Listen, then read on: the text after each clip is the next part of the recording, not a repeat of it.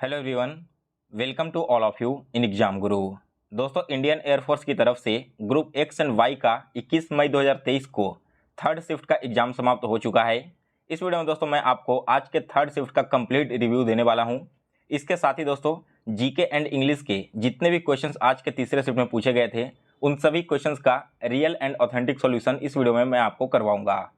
अगर आपने आज के तीसरे शिफ्ट में एग्जाम दिया होगा तो इस वीडियो को देखने के बाद अपना आंसर की मिला लेना। और जिन कैंडिडेट का आगे आने वाले शिफ्टों में एग्जाम है, आप सभी लोग खास तौर पर वीडियो को ध्यान से देखना, क्योंकि दोस्तों अभी तक जितने भी शिफ्ट हुए हैं उन सभी में प्रीवियस के शिफ्ट से या तो डायरेक्ट कोई क्वेश्चन मैच कर गए हैं या फिर उसी टॉपिक से मिलता जुलता क्वेश्चन पूछ लिया गया है। तो आपको इस वीडियो से काफ़ी हेल्प मिलने वाली है। सो चलिए वीडियो को स्टार्ट करते हैं। अब सबसे पहले मैं आपको जीके के क्वेश्चन करवाता हूँ। तो देखिए दोस्तों, जीके का जो पहला क्वेश्चन पूछा गया था, स्टेट की बाउंड्री को कौन चेंज कर सकता है। एक्चुअली में यह जो क्वेश्चन है ना वो इस प्रकार से पूछा गया होगा, who can alter the boundary of any state. तो देखिए दोस्तों, यहाँ पर जो स्टेट की बाउंड्री होती है उसे अल्टर करने का अधिकार है हमारे देश में पार्लियामेंट को। यहाँ पर मैं आपको बता दूं दोस्तों कि आर्टिकल 3 के तहत यह अल्टरेशन किया जाता है, जिसके तहत पार्लियामेंट को हक है कि वो किसी भी दो स्टेट की बाउंड्री को आपस में मिला दे, किसी एक स्टेट का नाम चेंज कर दे या फिर किसी भी स्टेट की बाउंड्री को घटाए या फिर उसे बढ़ा सके। यहाँ पर दोस्तों मैं आपको बता दूं कि इसके लिए सबसे पहले प्रेसिडेंट के रिकमेंडेशन पर एक बिल इंट्रोड्यूस किया जाता है और इसे रेफर किया जाता है प्रेसिडेंट की तरफ से उस स्टेट लेजिस्लेचर को जिस स्टेट की बाउंड्री को अल्टर करना है। लेकिन यहाँ पर आप ध्यान रखिएगा कि प्रेसिडेंट बाध्य नहीं है कि वो जो स्टेट लेजिस्लेचर है वो इसके लिए मंजूरी दे ही। अगर वो मंजूरी ना भी देता है, एक फिक्स्ड पीरियड ऑफ टाइम दिया जाता है उसे इस पर मंजूरी देने के लिए, नहीं भी दिया जाता है फिर भी यहाँ पर प्रेसिडेंट इस बिल को इंट्रोड्यूस कर सकता है और पार्लियामेंट में फिर एक बहुमत के साथ में इस बिल को पास किया जा सकता है। यहाँ पर मैं आपको बता दूं कि आर्टिकल 3 के तहत यह सब किया जाता है। और दोस्तों आपका जो संविधान का पार्ट 1 है यानी कि भाग 1, वो डील करता है यूनियन एंड ईस्ट टेरिटरीज से, जिसमें आपका आर्टिकल 1 से लेकर आर्टिकल 4 तक का है। और इसी में दोस्तों आपके बताए गए हैं बाउंड्री को अल्टर करने के क्या क्या यहाँ पर प्रावधान दिए गए हैं उसके बारे में। इसके बाद सेकंड क्वेश्चन पूछा गया था दोस्तों, ऑस्ट्रेलियन ओपन 2022 विनर। यहाँ पर कुछ कैंडिडेट का कहना है कि यूएस ओपन 2022 विनर का भी नाम पूछा गया था। इन दोनों ही टॉपिक के बारे में मैंने आज आपको जब फर्स्ट और सेकंड शिफ्ट का एनालिसिस करवाया था उसी समय बताया था, क्योंकि आज के मॉर्निंग शिफ्ट में विंबलडन ओपन का पूछ लिया गया था और यहाँ पर दोस्तों आपको मैंने बताया था कि अगले शिफ्ट में जरूर पूछा जाएगा। तो आज ही आपका इवनिंग के शिफ्ट में पूछ लिया गया है। ऑस्ट्रेलियन ओपन 2022 में अगर मैं बात करूँ विनर की, तो पुरुष एकल में इसके विजेता रहे हैं राफेल नडाल जो कि स्पेन देश के हैं, और महिला एकल खिताब विजेता रही है एशले बार्टी जो कि ऑस्ट्रेलिया की हैं। यहाँ पर मैंने कंट्री का नाम इसलिए भी बताया क्योंकि आज के मॉर्निंग के शिफ्ट में एक और पूछ लिया गया था प्लेयर का नाम देकर, लियोनेल मेसी, और वह किस कंट्री से बिलोंग करती हैं। तो इस खिलाड़ी के साथ साथ आप सभी को कंट्री के नाम भी याद रखने हैं। इसके अलावा दोस्तों अगर यूएस ओपन का विनर पूछा गया होगा तो इनका नाम है दोस्तों नोवाक जोकोविच। इसके बाद अगला क्वेश्चन है, G20 2023 को होस्ट कौन कर रहा है। दोस्तों इस बार का जो G20 है इसे होस्ट कर रहा है इंडिया, और यह इस साल का 18वां संस्करण है, जबकि इसके आगे 19वां संस्करण ब्राज़ील में होने वाला है। दोस्तों G20 आपका इंडिया में होने जा रहा है, जिसमें पहला जो मीट है वो उदयपुर में हुआ है और इसकी अध्यक्षता कर रहे हैं प्रधानमंत्री नरेंद्र मोदी। इसके बाद अगला क्वेश्चन पूछा गया था दोस्तों कंप्यूटर से रिलेटेड, ब्रेन ऑफ कंप्यूटर यानी कि कंप्यूटर का मस्तिष्क किसे कहते हैं। यह कहा जाता है दोस्तों सीपीयू को, और सीपीयू का फुल फॉर्म है सेंट्रल प्रोसेसिंग यूनिट। इसके बाद अगला क्वेश्चन पूछा गया था दोस्तों कि रक्त लाल कलर का क्यों होता है। यह क्वेश्चन मैंने आपको पहले बहुत बार करवा रखा है अलग अलग सेट में। दोस्तों मैंने आपको बताया था ब्लड रेड क्यों होता है, तो इसका मेन रीजन है हेमोग्लोबिन का प्रेजेंस होना। हेमोग्लोबिन होती है, इसी कारण से जो खून है उसका लाल रंग पाया जाता है। इसके बाद अगला क्वेश्चन पूछा गया था दोस्तों एयर चीफ मार्शल का नाम। कल के शिफ्ट में सीडीएस का नाम पूछा गया था, उसी समय मैंने आपको बताया था कि आप सभी लोग एयर चीफ मार्शल का नाम यहाँ पर याद रख लेना, नेवी का नाम याद रखना और आर्मी का याद रखना। तो आज के थर्ड शिफ्ट में पूछ लिया गया है एयर चीफ मार्शल का नाम। करंट में दोस्तों इंडियन एयरफोर्स के चीफ मार्शल हैं वीआर चौधरी। अब जिनका एग्जाम आगे आने वाले शिफ्टों में है, आपके एग्जाम में किसी न किसी शिफ्ट में तो नेवी और आर्मी का नाम जरूर पूछ लिया जाएगा, तो आप इन दोनों का नाम याद कर लीजिए। इंडियन नेवी के करंट चीफ हैं R Hari Kumar, admiral R Hari Kumar इनका पूरा नाम है, और आर्मी के अभी चीफ हैं मनोज पांडे। तो ये तीनों नाम आप सभी को याद रखने हैं। वर्तमान में सीडीएस कौन है इनके बारे में मैंने आपको कल का जब एनालिसिस वीडियो करवा रहा था तो उसमें बता दिया था। इसके बाद दोस्तों एक क्वेश्चन पूछा गया था कि जो मेटूर डैम है वो किस नदी के ऊपर में बना हुआ है। तो दोस्तों यह मेटूर डैम बना हुआ है कावेरी नदी के ऊपर में। 1934 में इसका निर्माण हुआ था और किस राज्य में है, तो तमिलनाडु राज्य में यह स्थित है। यहाँ पर दोस्तों एक बहुत ही फेमस डैम है तेहरी डैम। तेहरी डैम के बारे में आपसे एग्जाम में पूछा जा सकता है, तो यहाँ पर आप लोग याद रखना, यह भागीरथी नदी के ऊपर में बना हुआ है और किस राज्य में है, तो यह टेहरी डैम आपका उत्तराखंड राज्य में है। ये था दोस्तों आपका जीके का टोटल क्वेश्चन। आप लोग यहाँ पर एक बार कमेंट करके बता देना कि आपने अगर थर्ड शिफ्ट में एग्जाम दिया है तो जीके में से आपके टोटल कितने क्वेश्चन सही हुए हैं। चलिए अब इंग्लिश के क्वेश्चन देखते हैं। तो इंग्लिश में सबसे पहले तो अपॉर्चुनिटी का करेक्ट स्पेलिंग पूछ लिया गया था। दोस्तों अपॉर्चुनिटी का करेक्ट स्पेलिंग है OPPORTUNITY। इसके बाद अगला क्वेश्चन यहाँ पर आया था दोस्तों, the mason is building the wall. Mason यहाँ पर किसे कहते हैं, यह कारीगर को कहते हैं जो घर को बनाता है। तो यहाँ पर दोस्तों आपको चेंज करना था, इसे चेंज करने के बाद क्या हो जाएगा, the ball is wing built by the mason. ठीक है, यहाँ पर क्या है, प्रेजेंट कंटिन्यूअस में है ना, तो कंटिन्यूअस में जब भी रहता है तो चेंज करने के बाद हम इसे बिंग ऐड करते हैं और इसके साथ वर्ब का तीसरा फॉर्म लगाते हैं, लास्ट में अपना ऑब्जेक्ट ऐड कर देते हैं।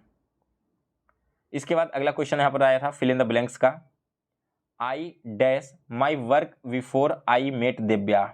तो यहाँ पर देखिए दोस्तों वर्ब का दूसरा फॉर्म में यहाँ पर लिया गया है ना, तो हम क्या करेंगे, यहाँ पर आपका हेल्पिंग वर्ब हैड आ जाएगा। अगर आपका वर्ब का पहला फॉर्म होता तो यहाँ पर हैव हैज का यूज किया जाता, लेकिन वर्ब का दूसरा फॉर्म है, सो यहाँ पर क्या हो जाएगा, I had completed my work before I met Divya, यानी कि दिव्या से मिलने से पहले मैंने अपना काम कंप्लीट कर लिया था। आपके अगला क्वेश्चन पूछा गया था, आई डैश माई फ्रेंड यस्टरडे। यहाँ पर देखिए बात क्या हो रही है, यस्टरडे मिलने की, यानी कि मैंने अपने कल दोस्त से मिला। तो जब भी यहाँ पर पास्ट की बात हो रही हो तो वर्ब का दूसरा फॉर्म हमें यूज करना पड़ेगा, और वर्ब का दूसरा फॉर्म क्या हो जाएगा दोस्तों, मिलना का मेट हो जाएगा। ठीक है, यही आपका एग्जैक्ट ऑप्शन में भी दिया गया था। इसके बाद अगला क्वेश्चन है, if he dash him he could pass the examination. देखिए यहाँ पर जैसे ही इफ ऐड किया गया है ना, यानी कि आपका सेंटेंस क्या है, कंडीशनल सेंटेंस है। और दोस्तों अगर कंडीशनल सेंटेंस में कुड के साथ वर्ब का पहला फॉर्म यूज किया गया हो, यहाँ पर पास क्या है, वर्ब का पहला फॉर्म है, तो हम इसके साथ में हमेशा क्या करेंगे, वर्ब का दूसरा फॉर्म यूज करेंगे खाली स्थान पे। अब यहाँ पर क्या हो जाएगा, if he helped him he could pass the examination. अगर वह उसकी मदद किया होता तो वो एग्जाम पास कर जाता। हेल्प्ड एग्जैक्ट आपके एग्जाम में भी ऑप्शन में दिए गए थे। क्लियर है सभी का क्वेश्चन यहाँ तक। इसके बाद आगे बढ़ते हैं अगले क्वेश्चन की ओर। देखिए फिर से आपका सेम रूल रिपीट हुआ है। अब तक आपके जितने भी शिफ्ट हुए उसमें से 50 to 60% शिफ्ट में एक क्वेश्चन आपका आ चुका है। क्वेश्चन क्या था, no sooner did he dash. तो यहाँ पर देखिए हेल्पिंग वर्ब है ना डिड ही का, तो हेल्पिंग वर्ब के साथ में सब्जेक्ट अगर लगा हुआ है तो हम वर्ब का पहला फॉर्म हमेशा से यूज करते हैं। डिड आपका हेल्पिंग वर्ब है, ही सब्जेक्ट है, तो इसके बाद आने वाला वर्ब हो जाएगा पहला फॉर्म। आपके ऑप्शन ये दिए गए थे, तो पहला फॉर्म कौन सा है वर्ब का, वो हो जाएगा अराइव। इस क्वेश्चन का राइट आंसर था अराइव। इसके बाद अगला क्वेश्चन यहाँ पर आया था, लुक अबाउट चाइल्ड डैश, ऐसे करके कुछ यहाँ पर क्वेश्चन दिया गया था। डैश यहाँ पर एग्जैक्ट पूरा क्वेश्चन नहीं मिल पाया है और इसमें आपको पता करना था कि गलत कौन सा पार्ट है। तो देखिए लुक अबाउट चाइल्ड यहाँ पर नहीं होगा। बात क्या की जा रही है सेंटेंस में, एक बच्चे की देखभाल करने की, और जब बात होती है देखभाल करने की तो यहाँ पर लुक अबाउट का यूज नहीं किया जाएगा, लुक आफ्टर का यूज किया जाता है। तो यहाँ पर आपको अबाउट की जगह पर आफ्टर ऐड करना था, तब पूरी तरह से सेंटेंस करेक्ट हो जाता। फिर इसके बाद एक आया था फीवल का एंटोनिम। दोस्तों फीवल का एंटोनिम क्या हो जाएगा, फीवल का मतलब होता है कमजोर, ठीक है, तो इसके अपोजिट वर्ड हो जाएंगे रोबुस्ट। रोबुस्ट आपके ऑप्शन में दिया गया था, जिसका मतलब होता है दोस्तों स्ट्रॉन्ग। इसके बाद देखिए आपका जो पैसेज आया था ना, पैसेज में भी एक पूछा गया था एंटोनिम। एंटोनिम किसका पूछा गया था, फुल प्रूफ का। तो यहाँ पर दोस्तों फुल प्रूफ का मतलब क्या होता है, परफेक्ट। अगर मैं इसके सिनोनिम की बात करूँ तो परफेक्ट हो जाएगा। और जो एंटोनिम आपका दिया गया था एग्जाम में ऑप्शन में, वो था आपका फ्लॉड। तो जिन लोगों ने भी इस क्वेश्चन का फ्लॉड टिक आउट किया है, आपका आंसर बिल्कुल करेक्ट है। इसके बाद एक आपका आया था one word association, one who knows everything, यानी कि वह जो सब कुछ जानता हो। ऐसे को हम क्या कहेंगे, ऐसे व्यक्ति को हम बोलेंगे ऑमनिसिएंट। इसके बाद अगला क्वेश्चन एक आया था दोस्तों आपका सेंटेंस एरर का। क्वेश्चन क्या था, how many money you have to, और यहाँ पर अगर कोई भी पार्ट में एरर नहीं है तो आप नो एरर को सिलेक्ट कर सकते हो। दोस्तों एक क्वेश्चन आपका बिल्कुल सिमिलर पूछ लिया गया है 2021 से उठा करके, ऐसा ही क्वेश्चन आपका 2021 में भी पूछा गया था। सबसे पहले आप लोग देखिए, अगर आपका इंग्लिश अभी तक वीक है और आपका आगे आने वाले शिफ्ट में एग्जाम है, तो कुछ नहीं करो, पिछले साल का आप हर एक शिफ्ट का इंग्लिश का एनालिसिस देख लो। यूट्यूब पर सर्च करोगे तो आपको 1-2 चैनल ऐसे मिल जाएंगे जो एग्जैक्ट ऑप्शंस के साथ एनालिसिस करवा रहे हैं। अगर आपने केवल उतना भी देख लिया ना तो यकीन मानो काफ़ी सारे आपको ऐसे क्वेश्चन देखने को मिलेंगे जो कि प्रीवियस के 2022 के और जनवरी में 2023 के जो एग्जाम हुए थे उसी पैटर्न पर, उसी कॉन्सेप्ट को यूज करके फिर से नया क्वेश्चन तैयार करके दे दिया गया है। तो एक बार आप उन एनालिसिस को देख लेना, आपके अच्छे खासे यहाँ पर टॉपिक कवर हो जाएंगे। देखिए इस सेंटेंस में क्या है, बात की जा रही है मनी की, यानी कि पैसों की ना, और पैसा क्या है, अनकाउंटेबल नाउन है। तो यहाँ पर हम कभी भी अनकाउंटेबल नाउन के साथ मेनी का यूज नहीं करते हैं, यूज क्या करते हैं, मच का यूज करते हैं। सो इस क्वेश्चन के पार्ट ए में एरर है। अगर आप मेनी को कन्वर्ट कर देते हो मच से तो आपका क्वेश्चन पूरी तरह से करेक्ट हो जाएगा। तो ये था दोस्तों इंग्लिश के लगभग 10-12 क्वेश्चंस और जीके के आपके टोटल क्वेश्चंस। इसके अलावा अगर आपको मैथ्स एंड रीजनिंग के कुछ क्वेश्चन याद है तो आप मुझे कमेंट करके बता देना।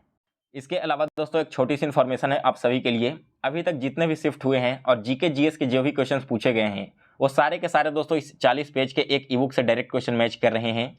अगर आपका एग्जाम आगे आने वाले शिफ्टों में है और आप इतने कम टाइम में इस पूरे 40 पेज को एक बार कवर कर सकते हो तो लास्ट मोमेंट पर आप इस ई बुक को जरूर पढ़ लीजिए। इसे परचेज करने के लिए आप मेरे व्हाट्सएप पर मैसेज कर देना 9430042848। अभी ऑफर चल रहा है जिसके तहत आपको दोनों ई बुक एक ही प्राइस में दे दिया जाएगा। व्हाट्सअप नंबर मैंने इसी वीडियो के डिस्क्रिप्शन बॉक्स में भी डाल दिया है, तो वहाँ से भी आप डायरेक्ट मैसेज कर सकते हो। सो गाइज आप एक बार कमेंट करके बता देना, प्लस कम्युनिटी टैब में जाकर के पोल कर देना कि आज आपने टोटल अटेम्प्ट कितने किए हैं, प्लस आपका शिफ्ट कौन सा था। इसके अलावा अगर आपको आज का एनालिसिस वीडियो पसंद आया हो तो इसे लाइक और शेयर करें, और डेली इसी तरह की वीडियोस देखने के लिए एग्जाम गुरु चैनल को सब्सक्राइब कर इसके बेल नोटिफिकेशन को ऑन कर लें। मिलते हैं दोस्तों फिर से एक नए वीडियो में, तब तक के लिए जय हिंद, जय भारत। आप सभी को आपके एग्जाम के लिए बेस्ट ऑफ लक।